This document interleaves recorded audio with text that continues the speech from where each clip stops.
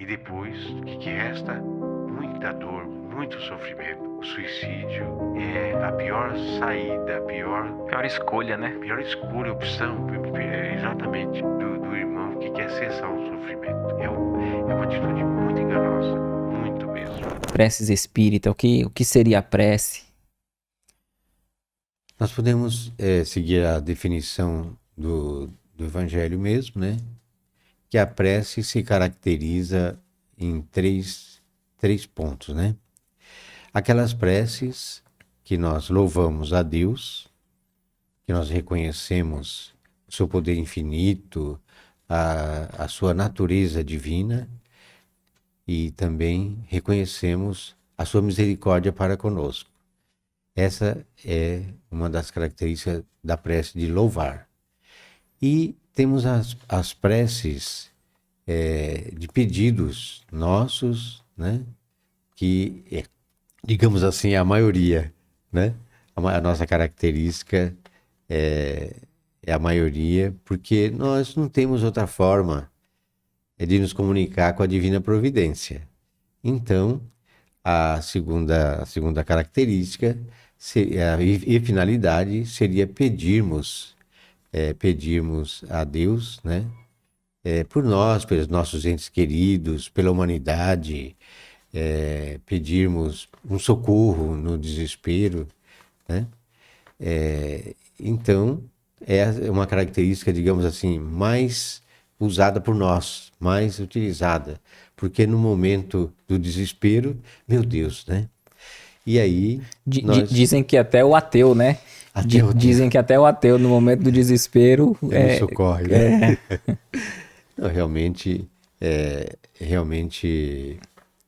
a prece é o nosso canal, né, de comunicação com Deus e também com os irmãos espirituais que são simpáticos a nós, que nos amparam, né? Nós podemos orar não só para o Criador e pedir, como também para Jesus, né? Principalmente assim, porque ele está mais perto de nós, digamos assim, né? Ele também é misericordioso conosco e é o representante de Deus na terra, mas nós oramos para Jesus também pedindo, né? E muito, e muito, pedimos a Jesus muito mesmo, né? E também nós temos as preces de gratidão, né? Que a gente pouco faz, geralmente, né? Nós fazemos igual aqueles doentes lá que Jesus encontrou 10 leprosos no caminho, né? Curou os 10 e Jesus falou para eles assim, né? Agora vocês vão e apresentem-se lá no Sinédrio para eles liberarem, porque para eles serem liberados na sociedade, ter o convívio normal, eles tinham que ser liberados pelo Sinédrio, né? Pelo concílio lá do templo. Né? Ah, para ver que eles não eram mais leprosos, né? Leprosos que podiam voltar conviver à sua vida. Sociedade. Exatamente. Né? Jesus foi. Jesus mandou e eles saíram disparados, né? Aí, quando depois de um certo tempo, Jesus continuou a sua pregação, seu trabalho de acolhimento aos aflitos, e veio um, né? Veio um, depois que fez a sua tarefa, ele voltou e veio falar com Jesus. E Jesus o recebeu e perguntou para ele, onde estão os outros? Né? Os outros caíram no mundo, né? E foram levar suas vidas despreocupadamente. Só um retornou para agradecer. E foi esse que continuou com o trabalho de Jesus. Então, a parte da gratidão, a parte da gratidão da prece, nós pouco nos lembramos. Quando nós estamos no desespero, a gente se atira de joelho, de abraço os pés de Jesus e tal. Quando aquela situação agonizante passa ou nos dá uma trégua, nem sempre ela se extinguiu, mas quando ela dá uma trégua, nós fazemos cara de paisagem, está tudo bem, está tudo certo, vamos nas nossas vidas materiais mesmo, né? E não paramos para refletir, obrigado, Senhor. Obrigado que eu tive esse refrigério, obrigado pela oportunidade. E aí nós não fazemos igual o Paulo, desculpa aí a emoção, mas o Paulo, quando encontrou com Jesus, que ele reconheceu, né, quem era Jesus, né? E Jesus se dirigiu a ele e disse assim: eu sou Jesus, aquele que você persegue. Aí ele, de admirado, já estava no chão, né? Já tinha caído do cavalo, ou da montaria, não sei se era camelo ou cavalo. Estava de joelho já, também chorando bastante, né? E quando Jesus se identificou, ele dirigiu uma pergunta muito séria para Jesus, né? Quando ele caiu em si do que estava fazendo na perseguição aos cristãos, na perseguição à doutrina cristã, né? Ele, quando caiu em si, ele viu que tinha feito um trabalho, digamos assim, aterrador, fora das finalidades que ele mesmo não acreditava, né? E quando ele tomou essa consciência, no livro Paulo Estevam é que tem essa narração, né? Ele reconheceu, olhando para Jesus, né, ali no deserto, naquele momento de consciência, assim: Jesus, né? O que queres que eu faça então? Né? Quando ele tomou consciência da sua conduta desequilibrada, e ele viu que tinha que rever a vida, ele pediu para Jesus: Senhor, eu quero mudar. Eu não quero mais continuar naquela situação de destruição que eu estava. Ele se colocou à disposição de Jesus, pedindo para ele assim, o que ele deveria fazer para corrigir toda aquela vida destruidora que ele estava, a vida desequilibrada. Foi quando Jesus explicou para ele o que ele deveria fazer daquele momento em diante, né? Então foi a forma de gratidão. E nós, quando nós somos influenciados pela doutrina, nós às vezes cometemos essa falha também, que não focamos muito bem o nosso empenho. É a mesma coisa assim, eu sempre... É uma visão material do trabalho, mas que eu sempre falo para as pessoas que eu converso: eu já me aposentei. Oh, Deus abençoe, que legal. E agora eu vou curtir a vida. Assim, olha, tá certo, mas o que você acha de você se engajar num trabalho voluntário como gratidão a Deus por você ter chegado nesse ponto? Que seja um tempo, estude uma forma, um tempo mínimo, se engaje num trabalho da comunidade, eu falo assim, da sua igreja, do seu centro, que você possa mostrar para Deus, para Jesus, que você está grato por ter chegado nesse ponto. Para orar, existe alguma fórmula? É um quesito muito importante, né? Bem pertinente, né? Que nós não nos atenhamos à fórmula ou a certos hábitos ou gestos, né? O detalhe que os próprios espíritos falam, quando eles nos recomendam a série de orações que tem no Evangelho, ou mesmo nos estudos, né? É para nos facilitar a conexão com Deus, né? Não há realmente uma forma, uma conduta, né? Agora, o que eu noto, mesmo lá na minha casa espírita, que algumas pessoas, no momento importante, por exemplo, na sala de passe, que o médium vai orar para o assistido, né? Então ele reza bem baixinho, ele faz uma oração, assim, quase ninguém está escutando. E eu quero até citar esse detalhe aqui, uma coisa que eu reconheço muito importante e positiva nos nossos irmãos evangélicos, que eles rebentam o peito mesmo, eles gritam. Isso aí acaba motivando, acaba convencendo. Isso traz convencimento. Você mostrar certeza, você mostrar convicção. E às vezes os nossos irmãos afins, né? Quando vão orar, assim, bem baixinho. Tímido, né? Tímidos, assim. Tudo bem que o que vale é a intenção, o que vale é o momento ali, né?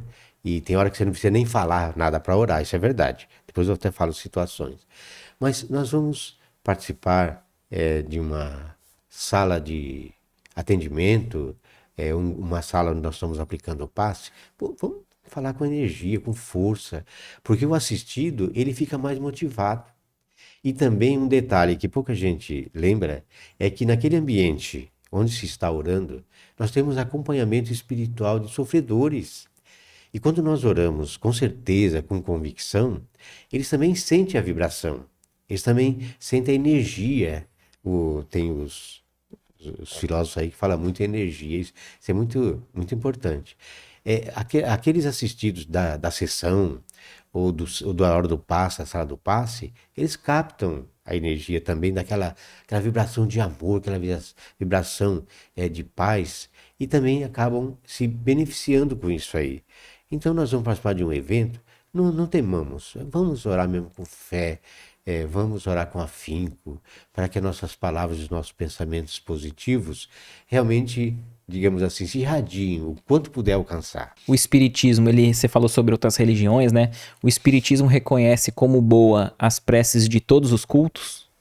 Sim, porque ela sendo com aquelas características que nossa filosofia reconhece, ela traz benefício. Qual é a característica da prece? Primeiro, nós vamos orar a quem? A Jesus, ao Criador, né? Que são os administradores cósmicos da Terra. Então, até a oração, digamos, de uma criança simples, que a gente vê ali amor, vê dedicação, elas cativam e conduz e leva o nosso pensamento até o Criador, que distribui, que faz a entrega das benesses, do amor e da caridade para aqueles que precisam. Não sei, desculpa te cortar, né? Você falou de criança. Certo. Eu me lembrei da minha filha, já tem alguns anos, ela devia ter uns 4 aninhos, que Sim. Ia fazer a prece, eu falava, filha, faz a prece, né? Fazendo um evangelho, ou às vezes dando banho nela, a gente terminava o banho, eu já pedia pra ela sempre fazer uma prece, né? Sim. E às vezes nós mesmos, às vezes a gente fica procurando palavra, procurando estender a prece, preocupado com o que a gente vai falar, né? E aí eu lembro que a minha filha, eu falei, faz uma prece, filha. Ela, o quê? Eu falei, não, o que você quiser falar com Deus, né? Aí ela pegou assim e falou, Papai do céu, muito obrigado, te amo, amém.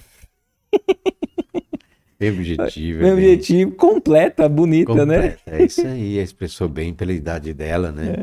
Realmente, e é onde isso cativa esses pensamentos construtivos, de coração puro, cativa a misericórdia de Deus para nós, nos traz a misericórdia de Deus. A prece, ela pode ser só por pensamento? Sim. E é um recurso que nós devemos utilizar muitas vezes, né?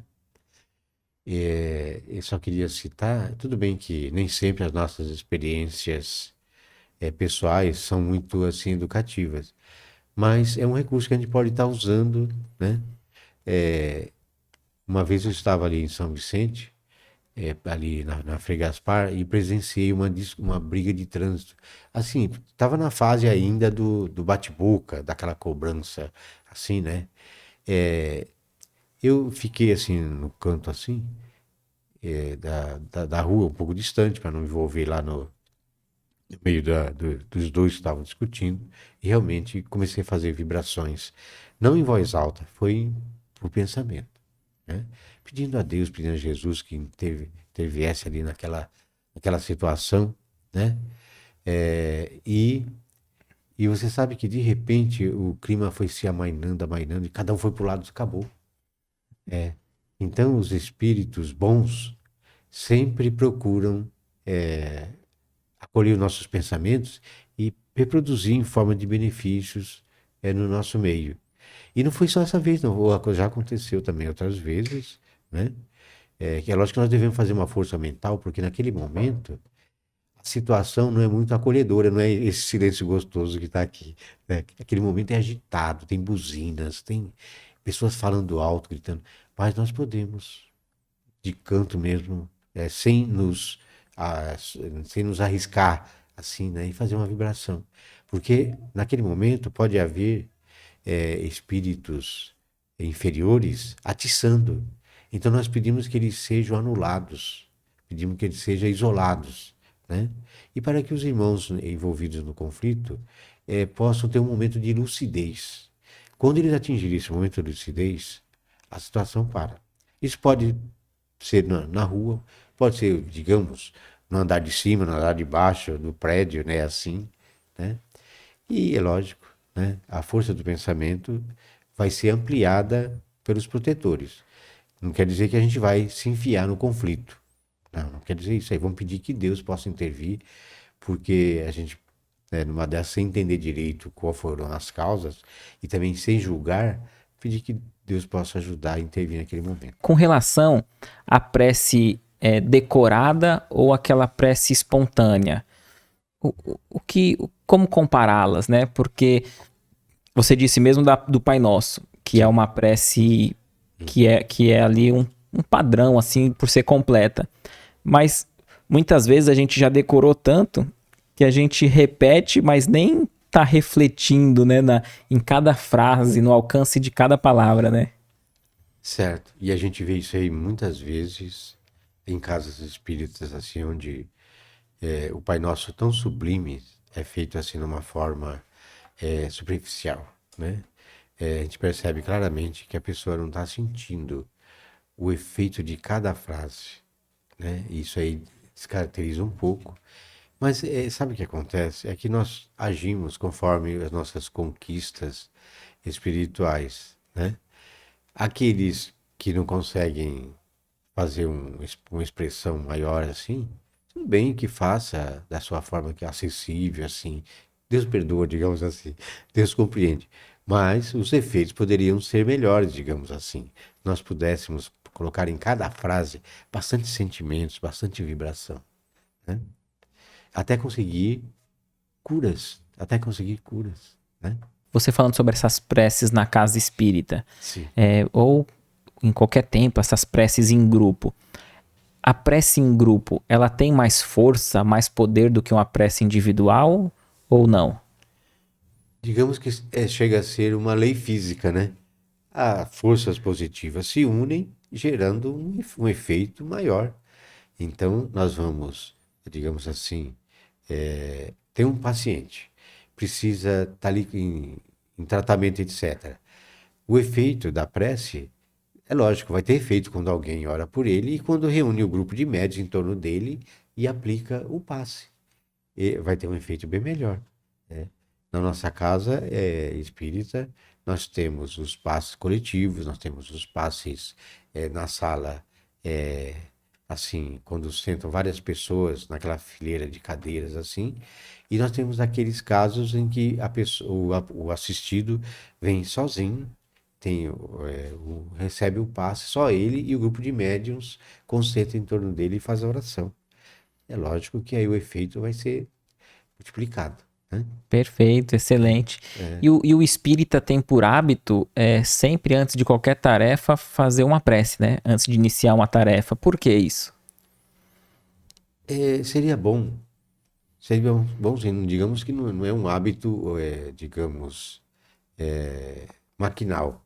Mas quem for sempre começar uma empreitada, seja ela de trabalho comum, seja ela de uma iniciativa profissional, etc., meu Deus, ajuda que essa atividade possa se encerrar com efeitos positivos, né? Sempre bom nós colocarmos o nosso empreendimento nas mãos de Deus. Sempre é bom. E você tinha falado até sobre a questão de espíritos inferiores ali ao nosso redor. Fala para nós um pouquinho, por gentileza, a questão assim, a prece, ela tem um poder de afastar os obsessores, esses espíritos ainda envolvidos no mal? Tem um efeito muito grande sobre o plano espiritual. Atrair os bons, convencer os endurecidos e até afastá-los. O efeito, ele sempre acontece, né? Na medida da força da nossa sinceridade, da nossa boa vontade. Quando nós oramos, os bons acorrem em nosso auxílio, né? Seja para multiplicar o auxílio para alguém, seja para um empreendimento, ou seja simplesmente para nos proteger. E aí, isso, de alguma forma, limitará a ação das trevas.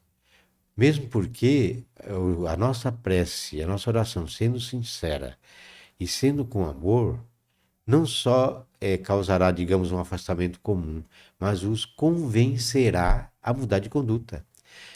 Quando nós vamos num trabalho espiritual e fazemos as nossas preces, os espíritos endurecidos que são trazidos, na maioria das vezes, eles são convencidos a parar com aquele empreendimento do mal, de perseguição, etc. A maioria são convencidos. E muitos, todos são retirados. Alguns voltam porque o próprio assistido os atrai de volta. Mas, na maioria das vezes, a sinceridade do grupo, a boa vontade do grupo, faz não só um convencimento, como também um auxílio para eles em geral. E onde acontece eles aceitarem mudar de conduta, aceitarem se tratar, porque tem os hospitais espirituais onde eles são tratados e onde eles se propõem, eles são, digamos assim, envolvidos pela energia boa digamos, a adotar uma nova postura perante aquele seu devedor, porque eles estão à nossa volta não é à toa, não é porque pelo bel prazer de fazer o mal, às vezes conectados com um ato nosso mesmo, que nós atraímos e os prendemos ao nosso lado. E aí eles ficam, digamos assim, permanecem do nosso lado digamos, por responsabilidade nossa, né? Não podemos acusá-los simplesmente. Não porque ele é um espírito mau. Não, às vezes ele é um espírito doído, é um espírito sofrido. Está ali fazendo uma cobrança que ele tem direito. Às vezes ele foi muito prejudicado por nós, né? E essa lembrança os prende do nosso lado. Ele foi, digamos assim, sofreu prejuízos enormes, né? E então aquele fato de nós os prejudicarmos acaba abrindo essa porta da perturbação e criando um vínculo conosco. Mas quando nós, digamos assim,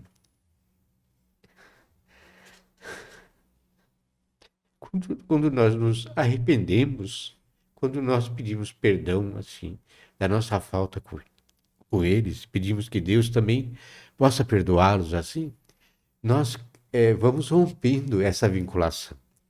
E eles e nós somos socorridos. Né? Esse é o efeito da prece também. Porque muitas vezes, né, a gente pensa assim, vou ajudar numa desobsessão. Sim. Quer dizer, é bom a gente começar auxiliando esse obsessor, né, esse espírito inferior, começar ajudando os nossos, né? Porque muitos de nós, às vezes, têm esses espíritos ligados a nós. Sim. E, como você relatou, através do próprio exemplo, a gente auxilia eles a tomar essa iniciativa do perdão, né? Certo. Porque imaginando que eu causei mal para alguém em outra encarnação. Às vezes eu posso ter causado nessa mesmo, né? Mas vamos dizer que eu não me recorde e é de uma outra existência. Sim. Aí aquele espírito me encontra nessa e vem num desejo de vingança. Sim. Só que aí se ele me encontra tentando ser alguém melhor, persistindo no bem, perdoando, tendo novas atitudes de amor, de caridade, Certo. ele próprio vai começando a ver, opa, peraí, já não é mais o mesmo. Exato. Ele já não tá mais, aquele mal que ele me fez, ele já tá procurando reparar de alguma maneira. Certo. E através dessas vibrações do nosso exemplo, ele próprio pode também, se não nos perdoar de imediato, pelo menos falar que Deus cobre e faça justiça e talvez se desvincular de nós, né? Seria mais ou menos nesse sentido? Exatamente, é assim, porque o nosso exemplo, nossa mudança de postura é contagiante. E também, digamos assim, ela é contagiante, o termo mais adequado seria assim, é convincente. Convence ao nosso irmão cobrador que nós não somos mais o mesmo. Na questão da oração por outro, né? Você falou sobre orar por um enfermo, por um necessitado. E quando nós estamos ali, ou aquele enfermo, ou a própria pessoa está numa situação dos últimos instantes de vida física, né? Alguém está num leito ali, próximo ao desencarne. A prece favorece de alguma maneira? Como que uma prece para alguém que está para desencarnar poderia auxiliar de que maneira? Aí no caso você falou que já está para desencarnar. É isso? Isso é. Se é nessa situação, vai auxiliar para que o desprendimento se processe com tranquilidade. Porque se nós não oramos, ou ninguém ora por nós nesse momento, e nós não temos méritos, nós podemos desencarnar e cair na mão de cobradores, né? Agora, se nós temos algum mérito, a oração vai nos ampliar mais ainda os benefícios que a equipe espiritual do bem ou os simpatizantes familiares desencarnados possa aplicar naquele momento, facilitando o desprendimento, facilitando assim o transporte dele para local seguro, porque é um momento muito sério o nosso momento de desencarnação. Porque nós sabemos, se a pessoa não tem méritos adequados, se a pessoa levou uma vida desregrada, naquele momento ele pode sofrer perseguição, cobranças, pode ter as suas energias físicas sugadas por entidades perturbadoras, porque tem entidades tão materializadas que sugam as energias do corpo que está morrendo, né? Então, o momento da desencarnação é um momento especial como o do nascimento, muito especial da desencarnação, do desprendimento. Não é simplesmente morreu, acabou, não, né? Ali acontece vários fenômenos, não só de socorro, como também de cobranças, né? Que podem ser, digamos assim, protegidos e direcionados à pessoa que vai desprender, né? Isso é muito importante. Se nós tivermos essa oportunidade de orar para alguém que está naquele momento decisivo, façamos isso, façamos. Mesmo numa visita normal de hospital, vamos fazer, né? Já tivemos oportunidade, nós da Casa Espírita, visitarmos uma pessoa que estava praticamente não conseguindo desencarnar. E após a oração, após a visita, rapidinho, ela desprendeu do corpo. O corpo já não servia mais para quase nada. Estava um bagaço, como diz. E aí, com a oração dos passistas, houve facilidade e ela se desprendeu suavemente. Suavemente. E com o olhar daquele que compreende, né, a continuidade da vida, né, Sim. vendo que ali ele ia continuar, foi até bom para o espírito, né, esse desprendimento. Sim, sim. Outros podem dizer assim, né, pô, um espírita visitou, só foi eles virem que ele morreu, né? Um olhar materialista sem Uma essa avaliação, entendi. é uma avaliação errônea, né? Errônea porque, primeiro que ninguém queria estar no lugar dele, né? Segundo, porque estava sofrendo, então é falta de caridade a gente contradizer uma vontade divina. Nós, em situação normal, nós só deixamos ou chegamos a este mundo quando nós temos a permissão de Deus, né? É egoísmo nosso querer segurar alguém aqui, né? Sendo que a pessoa não está muito bem. Tem religiões, né, que depois que a pessoa desencarna, reza, faz uma prece, né? Mas tem grupos que, quando é por conta do suicídio, se negam. Acredita que se a pessoa desencarnou contra a própria vida, não ora porque não tem o que fazer, ele já está condenado. O Espiritismo vê de que forma? Uma prece que eu faça por alguém que tirou a própria vida tem benefício? Auxilia de alguma maneira? Éder, essa é uma questão que nós devemos nos encher de muita boa vontade na direção do irmão ou da irmã que optou por esse retorno à vida espiritual. Porque o desencarne do irmão que optou por esse retorno é muito assim triste, é muito sofredor, né? Porque o irmão tomou uma decisão muito enganosa, totalmente diversa daquilo que é da vontade de Deus, sabe? Primeiro que o corpo que nós temos, ele não é nosso. Ele nos foi emprestado para a gente angariar valores para o nosso espírito. E quando nós resolvemos matá-lo, nós estamos violando uma lei divina. Então o irmão que tomou essa decisão, ele é muito necessitado de oração mesmo, porque ele está numa dor horrível, né? A gente tem lido narrações, principalmente naquele livro Céu e Inferno, de Allan Kardec, ou mesmo nos livros da Ivone Pereira, né? As narrações que eles fazem, que foram motivadas por providências ou opções enganosas. Que eles pensavam, olha só, o primeiro engano. Primeiro eles pensavam que era o dono do corpo. É o primeiro engano. Segundo engano, que ao tomar essa decisão, aquele sofrimento ia se interromper. É outro engano. E depois, o que resta? Muita dor, muito sofrimento. O suicídio é a pior saída, a pior escolha, né? pior escolha, opção, exatamente, do irmão que quer cessar um sofrimento. É uma atitude muito enganosa, muito mesmo. Nós devemos orar bastante pelos irmãos que optaram por esse tipo de desencarnação, né? A gente não pode nem falar morte, porque não existe morte, ele não vai morrer. É o contrário, ele vai viver intensamente a desgraça que ele escolheu. Intensamente, né? Mas o que pode nos consolar, é lógico que eu vejo assim, né?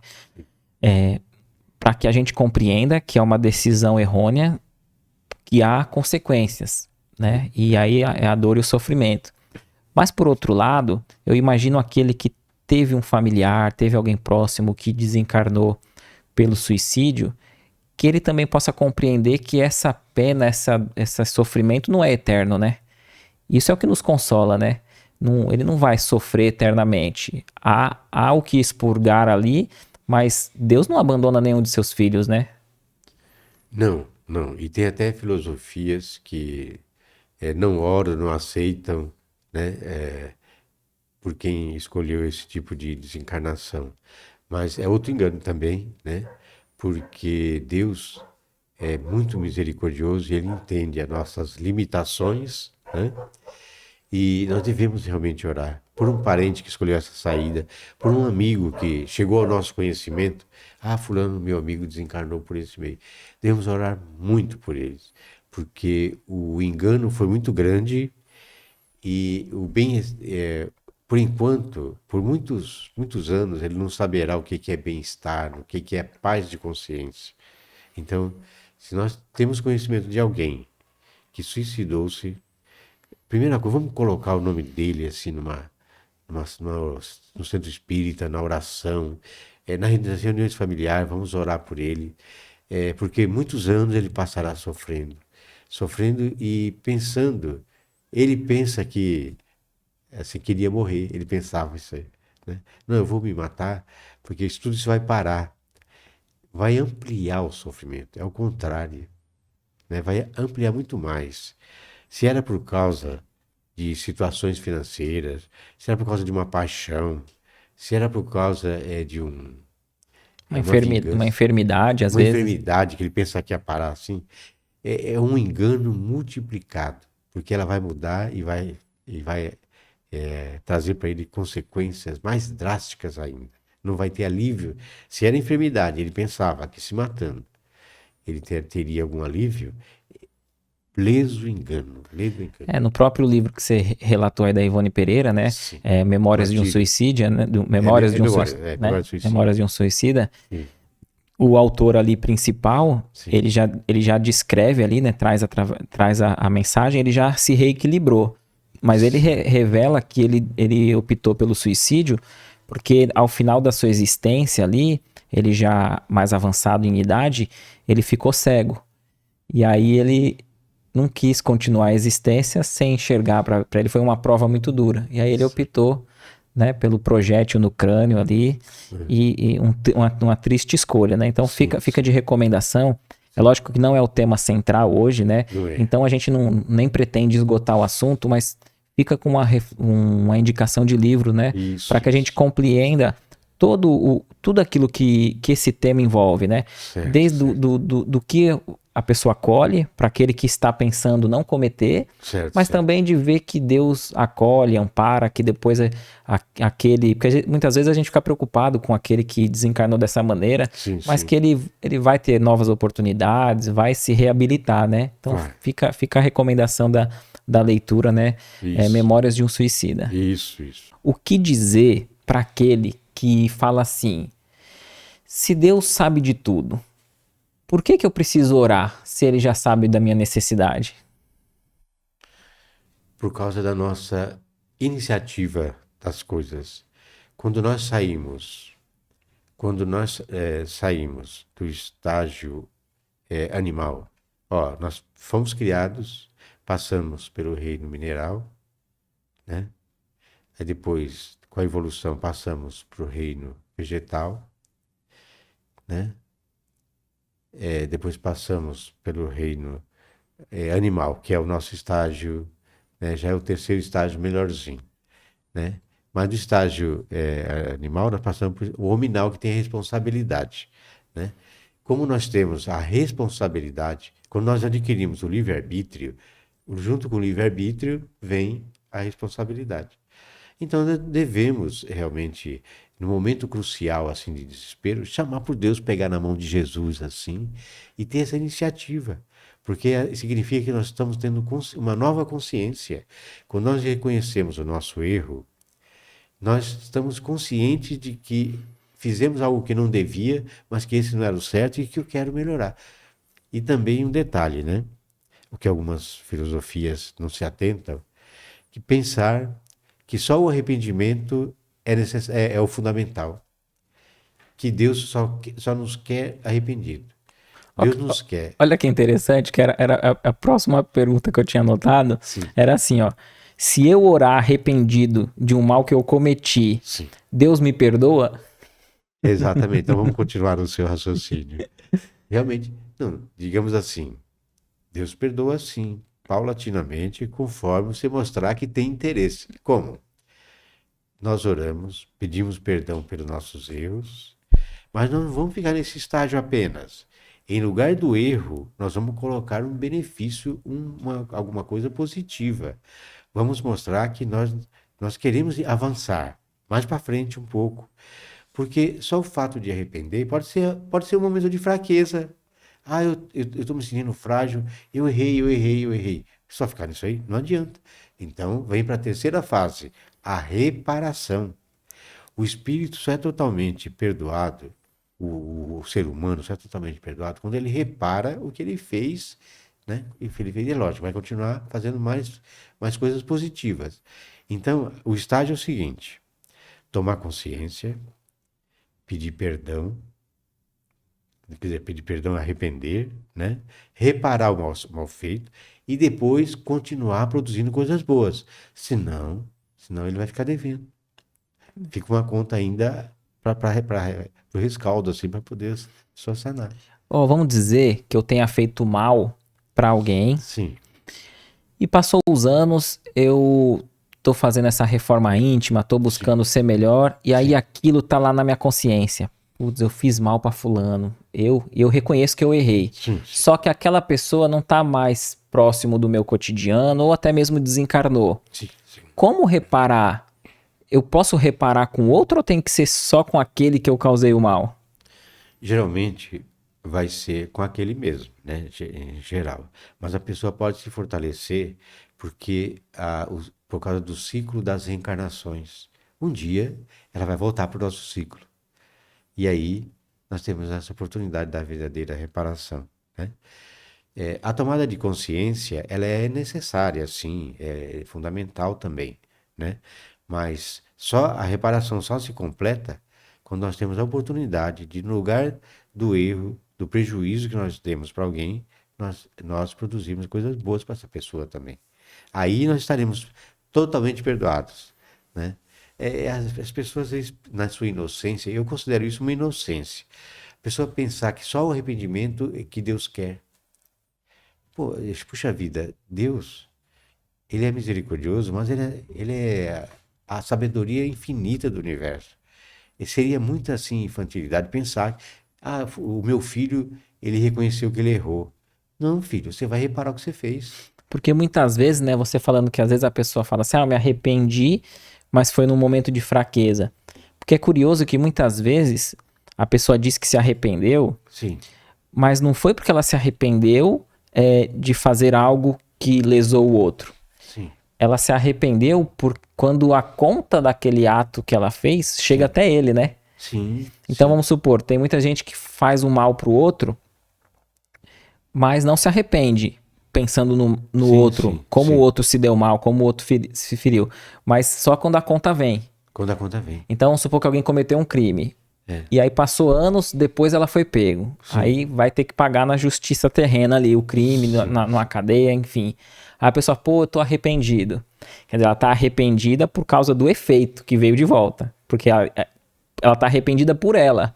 Mas até que a conta chegasse, a pessoa não se arrependeu, Não se arrependeu. não pensou no outro. Talvez mesmo quando vem e tem um arrependimento, Sim. é um arrependimento egoísta ainda. Porque a pessoa tá arrependida pelo mal que voltou para ela. Mas aí, mesmo assim ela ainda não lembrou e não pensou naquele Como o que ela outro- lesou, né? Exatamente. Eu diria que esse arrependimento que chegou é mais um susto da besteira que fez.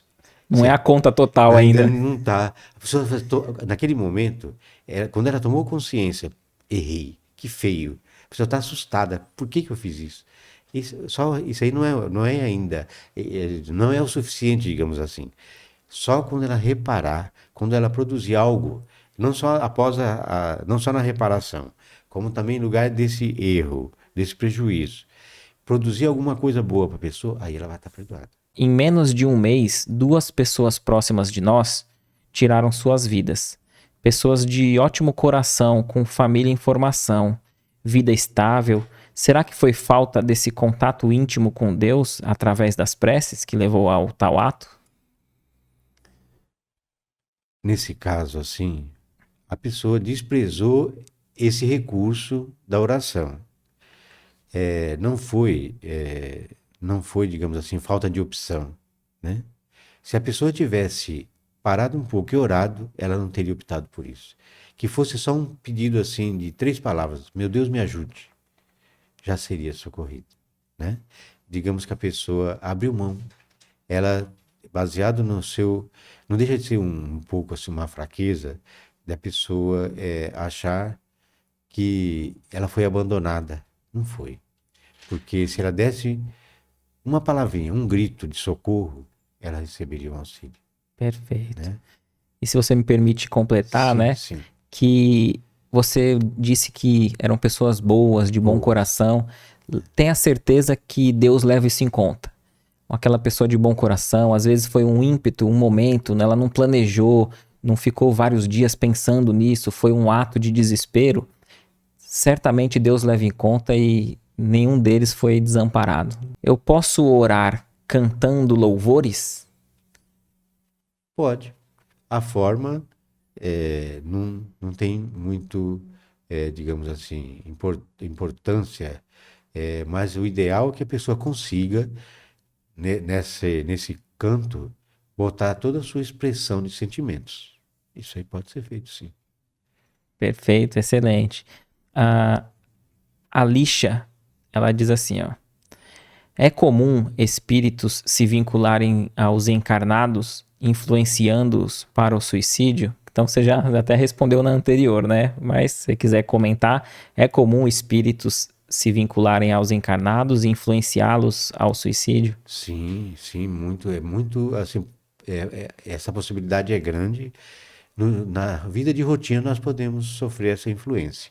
Toda vez que um pensamento de desânimo ou negativo começar a insistir do nosso lado, devemos ficar alerta e pedir para Deus ajudar a gente assim, a desvanecer isso rapidamente.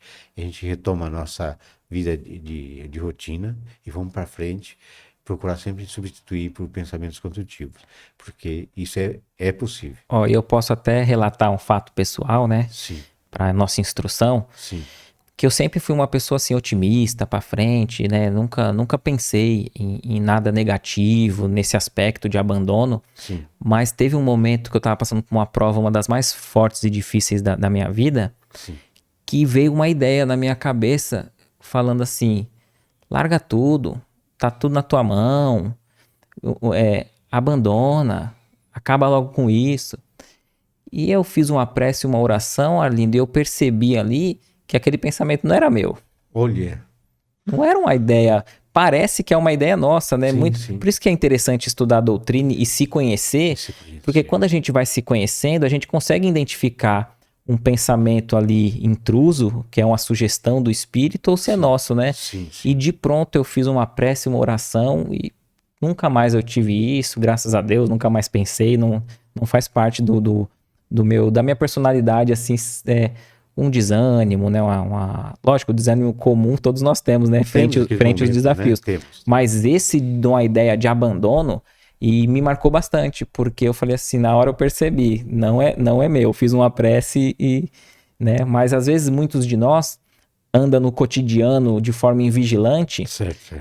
sem fazer uma prece, sem pensar nessas questões espirituais, e às vezes surge uma ideia, ela acata sem uma reflexão mais profunda, né? Certo. Aí a entidade que está assediando, isso é um assédio, né? Acaba ganhando força sobre a gente. Então, toda vez que um pensamento negativo nos visitar, devemos lembrar, primeiro, Deus, Jesus, isso não faz parte de mim, eu não quero isso para mim, está contra as leis divinas e realmente mudar o foco rapidinho. Quando que acontece isso? Geralmente, em catástrofes financeiras, em casos de paixões violentas, né? Pode acontecer, né? Acontece muito. Nós estamos realmente sujeitos a essas coisas assim. É por causa disso que a gente fala assim, mas eu preciso ter uma religião? Precisa. Precisa que isso crie um escudo de proteção para a gente. Né? Porque nessas horas nós podemos nos tornar frágeis. Tivemos um prejuízo financeiro grande. E a pessoa se desesperar, não ter o alimento da fé, o alimento da oração, exatamente isso aí. Não tem o elemento da oração para se proteger, a pessoa se desfalecer.